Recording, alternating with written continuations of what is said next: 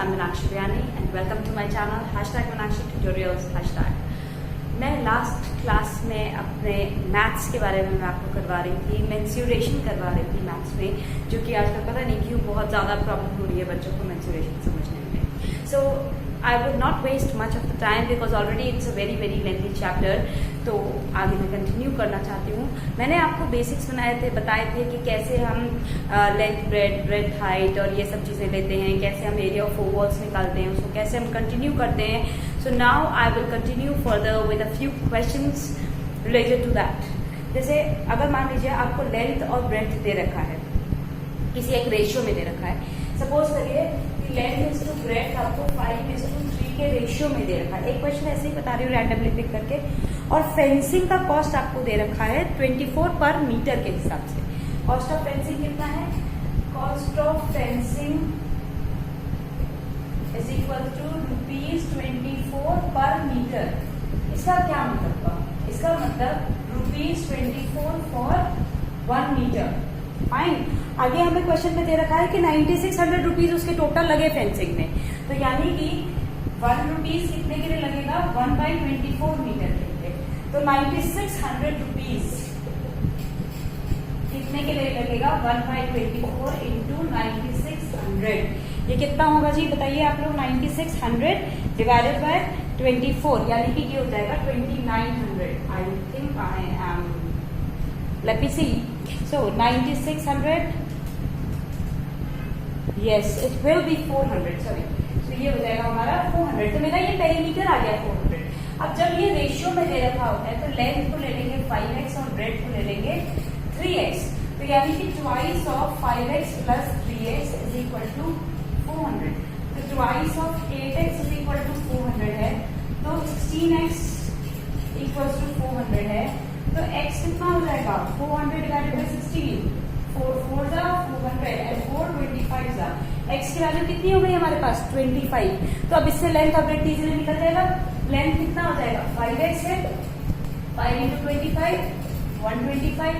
Similarly breath कितना है? 3x है, 3 इंटू 25 75 मीटर। तो ये आ गया मेरा लेंथ और ब्रेथ। फाइन। कैसे निकालते समझ में आया? आगे आपसे क्वेश्चन में जो कहेगा आप उसको निकाल सकते हो, बट लेंथ और ब्रेथ निकालने के लिए ये सबसे इजी तरीका है। सो हमने क्या क्या कर लिया? अभी हमने लेंथ ब्रेथ, उससे अगर रेशियो में दे रखा है तो हम उसे कैसे सॉल्व करेंगे, ये वाले सारे पार्ट्स हमने कर लिए हैं। अच्छा एक चीज और बताती हूँ, कई बार हेक्टेयर में क्वेश्चन में दिया होता है 1 hectare is equal to 10,000 metre square. एक एग्जाम्पल लेकर के आपको बताती हूँ। इससे एक क्वेश्चन है,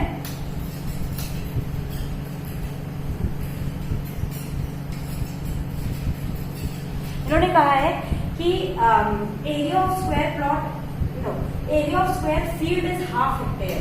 area is equal to half hectare, यानी कि हाफ इंटू 10,000 मीटर स्क्वायर, यानी कि 5,000 मीटर स्क्वायर। और ये क्या है? इन्होंने कहा है हमसे कि 10,000 है, 5,000, ठीक है। तो ये 5,000 मीटर स्क्वायर है और इन्होंने हमसे कहा है कि length end of its diagonal पता करना है। एरिया ऑफ स्क्वायर के हिसाब से एक बात बताइए, डायगोनल के लेंथ के हिसाब से मैंने आपको फॉर्मूला बताया था कि डायगोनल जो होता है, एरिया ऑफ स्क्वायर जो होता है वो हाफ इंटू डायगोनल का स्क्वायर होता है।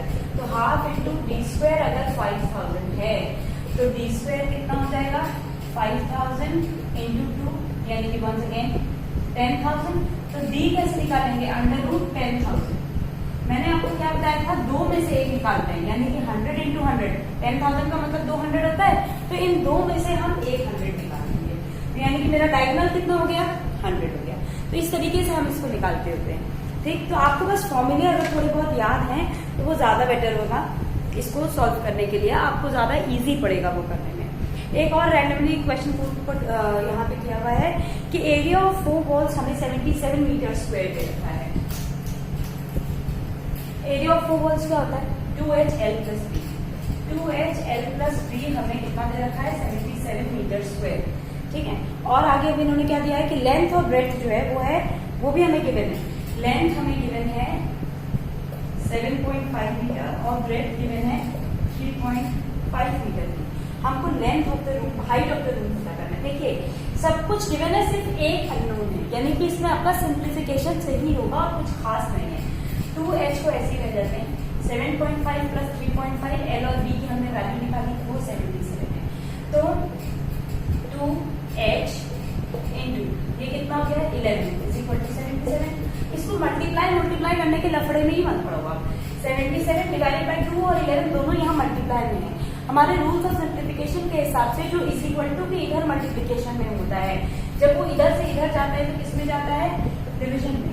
सो 11 7 7/2 which is equal to 3.5 metre. ये मेरी हाइट आ गई। तो दिखने में ये क्वेश्चन बड़ा खराब होगा, लेकिन आज सच के बहुत इजीली सॉल्व हो जाते हैं। बस आप अपने तरीके को जितना सिंपल हो सकता है उतना सिंपल रखें। मैं भी कोशिश ये करती हूँ कि मल्टीप्लाई करें ही ना, क्योंकि बाद में तो हमें इसको सिंप्लीफाई करना ही है, डिडक्ट करके काट करके। तो इट इज बेटर कि हम इसको सिंपल ही रखें, बिना मल्टीप्लाई किए आगे बढ़ सकते हैं तो बढ़ जाएंगे। एक और आपको बताती हूँ, अगर आपको ये दे देता है कभी, जैसे इसी तरह से हमें दे रखा है कि एरिया ऑफ 4 वॉल्स, अपनी बात थोड़ा सा चेंज करके इन्होंने 120 मीटर स्क्वायर कर दिया। इन्होंने कहा एरिया ऑफ 4 वॉल्स जो है वो 120 मीटर स्क्वायर है। इन्होंने एक चीज और कही है कि लेंथ जो है वो ट्वाइस ऑफ ब्रेथ है, और ब्रेथ को हम बी ही रहने देते हैं। अब हमें और भी इन्होंने एक चीज कही हुई है कि इन्होंने कहा कि हमें हाइट गिवन है, अपनी बात हाइट कितनी है 4 मीटर। ये इंफॉर्मेशन हम कैसे यूज करेंगे, ये देखो 2 इंटू 4, एल की जगह लगाइए 2b और b को b रहने देते हैं 120। सो 8 इंटू 3b इक्वल्स टू 120। तो b कितना हो जाएगा 120 अपॉन 8 इंटू 3, 340 सा 8 5 सा, b की वैल्यू कितनी आ गई 5। अब मान लीजिए आप 8 3 24 करते, फिर पूरा टेबल लेते, फिर टेबल लेके सॉल्व करते, उससे बेटर है कि ये जल्दी हो जाएगा फास्ट प्रोसेस से करने के लिए किसी भी क्वेश्चन को। तो b आ गया तो l तो अपने आप ही आ गया 2b, यानी 2 into 5 which is equals to 10। तो इट इज वेरी सिंपल है, ऐसा कुछ नहीं है कि ये बहुत डिफिकल्ट है। अब मैं आपको एरिया बताऊंगी बिटवीन 2 रेक्टेंगल्स, हम उनको कैसे सॉल्व करते हैं। उसके लिए पहले मैं कुछ चीजें आपको बताती हूँ, तो वो आपको ज्यादा इजी पड़ेगा समझने में, उसको सॉल्व करने में। जैसे हमको अगर कहा है कि एक रेक्टेंगुलर फील्ड है आपके पास, अब इन्होंने कहा कि आपने इसकी एक बाउंड्री बनाई है फ्रॉम इनसाइड, ये होता है इनसाइड। मान लीजिए ये कहते हैं कि इसका लेंथ 44 है और ये 22 में नहीं, चलिए 24 ले लेते हैं इसको, और इन्होंने कहा इसकी विड्थ जो है ये 2 मीटर की है। तो एक बात बताइए, 2 मीटर इधर और 2 मीटर इधर, तो 2 and 2 कितना होता है 4 मीटर। तो अगर 44 यहाँ से यहाँ तक है तो इसमें से 4 मीटर जाएगा, तो ये कितना बचेगा 40 मीटर। सिमिलरली यहाँ से यहाँ तक का 24 है, तो ये पोर्शन और ये पोर्शन यानी कि 2 and 2 4 माइनस हो गया, तो ये कितना बचा, ये हो गया मेरा 20 मीटर। अगर मुझे एरिया ऑफ पाथ कहते हैं तो मैं कैसे पता करूंगी, आप एक बात बताइए, बाहर वाले एरिया का पूरा निकाल लो, कितना हुआ 44 इंटू 24। अगर उसमें से मैं ये छोटा वाला रेक्टेंगल माइनस कर देती हूँ, यानी कि ये कितना है मेरे पास 40 इंटू 20, तो ये मेरा आ जाएगा एरिया ऑफ पाथ। जैसे मैंने क्या किया, बाहर वाले रेक्टेंगल में से अंदर वाले रेक्टेंगल के एरिया को माइनस कर दिया, तो इसमें मेरा क्या हुआ, जैसे कि आ जाएगा 1056 माइनस 800, ये आ गया 256 मीटर स्क्वायर। ये आ गया मेरा area of path. Area of path निकालने का ये तरीका होता है। अगर वो कहते कि अब मान लीजिए कि आपको बीच वाले पोर्शन में घास लगानी है, ये तो चलिए पाथ हो गया, पाथ पे तो कोई घास लगाता नहीं है, पार्क में आपने देखा ही है, तो हमारी घास कहाँ लगती है, यहाँ लगती है, यानी कि इसका एरिया जो होगा वो होगा मेरा एरिया ऑफ ग्रास, यानी कि 40 इंटू 20, 4 2 8, तो यानी कि 800 मीटर स्क्वायर। यहाँ घास कितने एरिया में लगेगी 800 मीटर स्क्वायर। पाथ कितने दूर का है, पाथ है 256 मीटर स्क्वायर का। तो ये होता है इसको करने का तरीका। तो आपको मैं ये छोटी छोटी सी बेसिक्स बता रही हूँ, ये कहीं शायद बुक में नहीं है ऐसा क्वेश्चन, मैंने एक सिंपली आपको लॉजिक सेट करने के लिए एक सिंपल सी चीज बताई है। अब एक चीज और बताती हूँ, जैसे मान लीजिए ये तो आपका साइड में पाथ बना था, अब ये जरूरी नहीं है अंदर से बने, कई बार होता है प्लॉट के बाहर से भी हमारा पाथ बनता है। जैसे ये रेक्टेंगल है, अगेन 40/20 ले लेते हैं, फिर इन्होंने कहा 2 मीटर वाइड पाथ जो है इसके हमने बाहर से बनाया, तो 40 में 2 इधर का और 2 इधर का, ठीक है, 2 मीटर इधर का और 2 मीटर इधर का हमने ऐड किया, तो कितना हो गया ये 44 मीटर हो गया। और अगर ये कहते हैं 2 इधर का और 2 इधर का, यानी कि ये कितना हो गया 24 मीटर हो गया। तो अगर ये बाहर से है तो ऐड होएगा, अंदर की तरफ आपने पाथ बनाया है तो वो लेस होकर के आपका निकलेगा। तो ये सिंपल सा बेसिक्स है, सिंपल से रूल्स हैं इसके। और एक चीज और बताती हूँ आपको, जब हमारा पाथ बीच से जा रहा है, जैसे कि मेरी रेक्टेंगुलर फील्ड है, अगेन ले लेती हूँ 40/20 की है ये, ठीक है, और कोई 5 मीटर का चौड़ा पाथ जो है इसके सेंटर से जा रहा है, ये हो गया। अगर मुझे आप एरिया ऑफ पाथ निकालने को कहते हैं, एक बात बताइए, ये वाला पोर्शन जो है इसकी लेंथ कितनी है 40 और विड्थ अभी हमने कितनी बोली थी 5, तो इसका एरिया कितना हो जाएगा 20 × 5। और ये क्या है, ये है मेरा 40 और ये विड्थ हमें कितनी दे रखी है 5 की, तो इसका एरिया कितना होगा 40 × 5। इन दोनों को जोड़ दीजिए। पर आपने नोटिस किया जब मैं ऐसे ले रही हूँ तब भी ये वाला पोर्शन इंक्लूड किया, जब मैं ऐसे लंबाई में ले रही हूँ तब भी मैंने ये वाला पोर्शन इंक्लूड किया। तो ये हमें एक बार डिडक्ट करना पड़ेगा क्योंकि मैंने इसको 2 बार ले लिया है। तो मेरा एरिया ऑफ पाथ, ये जो सेंटर में पाथ है, इसका एरिया क्या होगा 20 × 5 यानी कि 100 + 5 for the 20 यानी कि 200 - 5 × 5 which is equals to 25। तो ये कितना हो जाता है 300 - 25 which is equals to 275 metre square. I hope it is very clear कि हमारा जब बीच से पाथ जा रहा होता है तब हम उसका एरिया कैसे निकालते हैं। और अगर आपसे कॉस्ट पूछता है तो आप इतने बड़े हो गए, आपको पता है ये चीज की कॉस्ट के लिए हमेशा जो रेट दे रखा है उससे हम मल्टीप्लाई कर देते हैं तो हमारा कॉस्ट आ जाता है बीच का।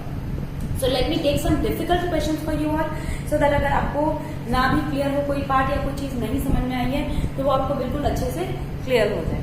So let us continue with a few questions of your books. इन्होंने हमसे कहा है कि रेक्टेंगुलर फील्ड है 50/40 की, 2 रोड्स हैं उसके सेंटर से जा रहे हैं। पहली बार हम रेक्टेंगुलर फील्ड बना लेते हैं 50/40 फाइन, ये 50 मीटर हो गया, ये 40 मीटर हो गया। एंड उसके बाद उनके पीछे से 2 रोड्स जा रही है running parallel to the sides और इसका जो विड्थ है वो 2 मीटर एंड 2.5 मीटर केवल अलग अलग दे रखा है। जैसे कि जो आपकी लॉन्गर एंड शॉर्टर रोड्स है, तो जो लंबी वाली है ये ऑब्वियसली ये लंबी है, तो ये लंबी वाली की जो विड्थ है ये अपने को दे रखी है 2 मीटर की, और ये जो छोटी वाली की है ये अपने को दे रखी है 2.5 मीटर। ऑब्वियसली ये लंबाई 40 है और ये 50 है तो ये ज्यादा लंबी हुई, इसकी 2 मीटर दे रखी है। एरिया निकालने का तरीका सेम है, इसका आप ले लेंगे 50 × 2 और इसका ले लेंगे 40 × 2.5, बट वंस अगेन 2 × 2.5 वाला ये जो पोर्शन है ये 2 बार रिपीट हो रहा है। तो 50 × 2 = 100 plus 25 for the 100 so it will be 100 minus 2.5 into 2 कितना होगा 5, so 200 minus 5 यानी कि 195 मीटर स्क्वायर मेरा इसका एरिया हो जाएगा। I hope this is very clear कि ये कैसे हमने किया है। और एरिया ऑफ रोड निकालना था and area of remaining portion अगर निकालना है तो area of this rectangle which is equal to 2000 minus area of road कर देंगे तो ये एरिया ऑफ रिमेनिंग ग्राउंड ये आ जाएगा। एरिया ऑफ रिमेनिंग ग्राउंड उसको छोड़ करके जो मेरा पाथ है उसको छोड़ करके जो मेरा एरिया ऑफ रिमेनिंग ग्राउंड हो जाएगा। सो ये मेरा सिंपल सा मेथड है, बहुत सिंपली इसको कैलकुलेट करना है। And at this level I hope you know कि आपको स्टेटमेंट्स कैसे लिखने हैं। ना भी पता हो तो मैं एक बार ओरली आपको बता देती हूँ। पहले मैं लिखूंगी कि area of path is equal to this, यानी कि ये जो मैंने लिखा यहाँ पे आप लिख लोगे एरिया ऑफ पाथ और आप इसको ज्यादा सिंपल करने के लिए काम कर सकते हो, इसका लेबलिंग कर दो ABCD करके तो वो और ज्यादा सिंपल हो जाएगा, हमें समझने में भी ये ज्यादा इजी रहेगा। Now a 115 meter long and 64 meter broad lawn has 2 roads at right angles, one 2 meter wide running parallel to the length, other 2.5 meter wide। आप सुन के समझ में आ रहा होगा, बिल्कुल सेम क्वेश्चन है। So we will not repeat this question again। Rectangular lawn 70/50, 2 roads each of 5 meter wide running through its middle। ये भी अभी मैंने आपको करके बताया। इसमें बस हमसे कहा है कि कंस्ट्रक्शन ऑफ रोड का कितना कॉस्ट लगेगा, तो उसमें हम रेट मल्टीप्लाई कर देते हैं। मैं इसी डायग्राम में आपको ये करके बता रही हूँ। तो हमारा ये हो जाएगा, सिर्फ कैलकुलेशन से पहले तक का मैं फटाफट आपको ये सॉल्व करके दिखा देती हूँ। इन्होंने मुझसे कहा है कि 70/50 है, फाइन 70/50 का ये प्लॉट है और बीच में 5 मीटर यानी कि ये जो विड्थ है ये 5 मीटर दे रखे हैं कि 5 मीटर चौड़ी रोड जो है वो बीच से जा रही है, एक लेंथ से पैरेलल एक ब्रेड से।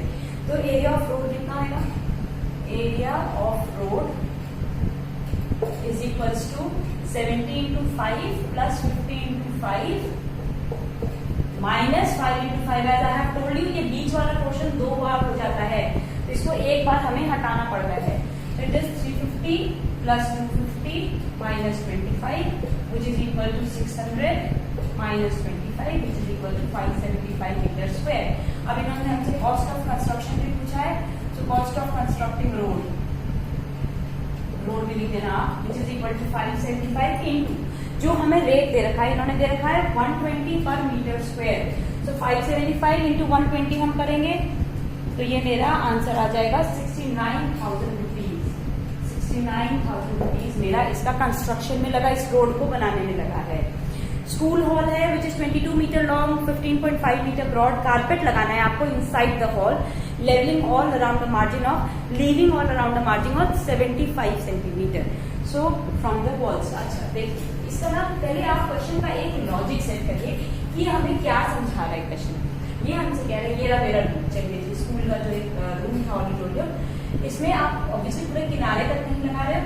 75 सेंटीमीटर का ये जो किनारा है which is equal to 0.75 metre, ये किनारे आप छोड़ रहे हो भाई. 22 by 15.5 ये मेरा इसका वो है, और ये हो गया मेरा 0.75 मीटर. क्योंकि ये मीटर में है ना, इसलिए हम इसको भी सेंटीमीटर से मीटर में कन्वर्ट कर देंगे बाय डिवाइडिंग इट बाय 100. ये 22 मीटर था मेरा और ये 0.75. फाइन. तो इसका मेरा क्या आएगा, अंदर की तरफ से अगर मैं लूंगी तो 22 माइनस 0.75 0.75 0.75 प्लस 0.75 कितना आएगा, ये हो जाएगा मेरा 1.5. तो 22 में से 1.5 चला जाएगा तो कितना बचेगा 20.5. ठीक है. 22 माइनस 1.5 कितना हो गया 20.5. फिर उसके बाद में हमारा 15.5 था. 15.5 में से 1.5 जाएगा तो ये कितना बचेगा 14 मीटर. यानी कि कितना बड़ा कारपेट लगेगा 20.5 इंटू 14 मीटर. इतना बड़ा हमारा कारपेट होगा. इन्होंने यही पूछा था ना कि कारपेट कितना बड़ा लगेगा. तो एरिया ऑफ कारपेट हमने कैसे निकाला. So area of carpet is equal to 20.5 into 14 which is equals to 20.5 into 14 is equal to 287 metre square. ठीक है. और इन्होंने हमसे कॉस्ट भी पूछा है. Cost is equal to 287 into जो भी हमें रेट दे रखा है क्वेश्चन में. क्वेश्चन में हमें रेट दे रखा है find its cost if the rate is 60 पर मीटर. 60 तो 60 से. लेकिन अब इसमें एक चीज और होती है. अगर इन्होंने हमें ये भी कह दिया कि कारपेट की एक विड्थ भी है, find the area of the carpet and the area of the strip which is left uncovered if the width of the left uncovered, यानी कि बड़ा रेक्टेंगल माइनस छोटा वाला रेक्टेंगल. अगर अनकवर्ड वाला पोर्शन निकालना है जो कि मेरा कवर्ड नहीं हुआ है, तो वो हम कैसे निकालेंगे 22 इंटू 15.5 माइनस 20.5 इंटू 14. अब इसको सॉल्व करेंगे, आपका ये विड्थ अनकवर्ड वाला पोर्शन आ जाएगा. अब इन्होंने अगर मुझसे कह दिया कि एरिया ऑफ द कारपेट पता करो and if the width of the carpet is 82 centimetre, cost क्या पड़ेगा इसका. अगर विड्थ हमें दे रखा है तो हम जनरली इसको विड्थ से डिवाइड कर देते हैं.